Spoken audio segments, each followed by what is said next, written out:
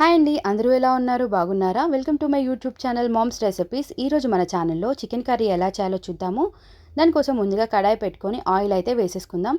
ఆ తర్వాత spices, onions, పచ్చిమిర్చి, కరివేపాకుని కూడా వేసుకొని ఇవన్నీ అయితే కలిపేసుకుందాం. ఇవి కొంచెం ఫ్రై అయిన తర్వాత సన్నగా కట్ చేసుకున్న టమాటోస్ని కూడా యాడ్ చేసుకుందాం.